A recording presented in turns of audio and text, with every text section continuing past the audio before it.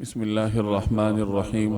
حضرت ابو ہریرہ رضی اللہ تعالی عنہ کی روایت کا مفہوم ہے کہ رسول اللہ صلی اللہ علیہ وسلم نے ارشاد فرمایا کہ میں تمہیں ایسی چیز نہ بتاؤں جسے اللہ تعالی درجات بلند کرتا ہے اور گناہوں کا کفارہ بناتا ہے۔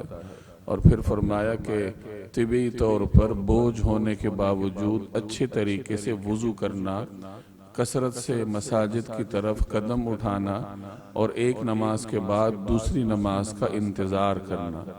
یہ مسند احمد کی روایت ہے جس میں رسول اللہ صلی اللہ علیہ وسلم نے 3 ایسی چیزیں بیان فرمائی ہیں جن کی وجہ سے اللہ تبارک و تعالی اپنے بندے کے درجات بلند کرتا ہے اور ان چیزوں کو اپنے بندے کے پچھلے گناہوں کے لیے کفارہ بناتا ہے۔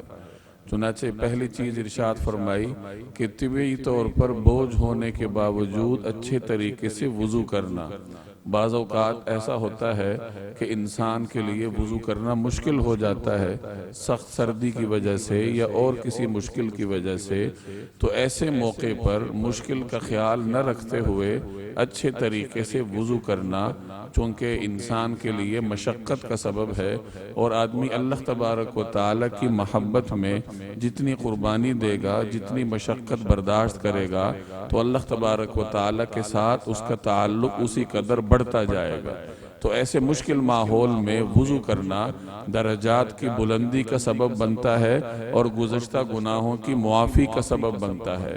دوسری چیز ارشاد فرمائی کثرت سے مساجد کی طرف قدم اٹھانا، یعنی آدمی مسجد کی طرف آنا جانا کثرت سے رکھے۔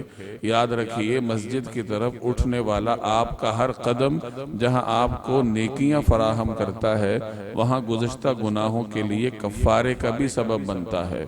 تیسری چیز ارشاد فرمائی کہ ایک نماز کے بعد دوسری نماز کا انتظار کرنا۔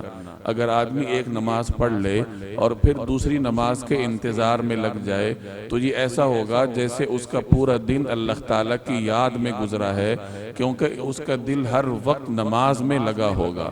اس کی ایک شکل یہ بھی ہو سکتی ہے کہ ابھی آپ نے ظہر کی نماز پڑھ لی، اب آپ جا کر اپنے کاموں میں لگ جائیں، دکان میں، پڑھائی میں یا کسی بھی کام میں، لیکن عصر کی نماز کا بھی انتظار شروع کر دیں۔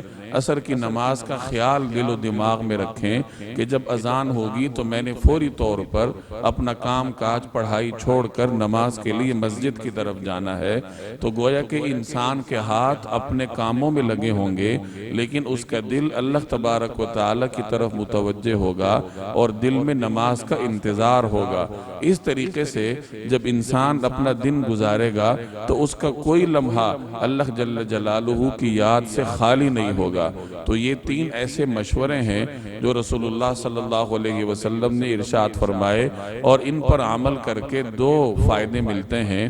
ایک بڑا فائدہ یہ کہ اللہ تبارک و تعالی سے تعلق بڑھتا ہے، درجات بلند ہوتے ہیں، اور دوسرا فائدہ یہ کہ انسان کے گزشتہ گناہ معاف ہوتے ہیں۔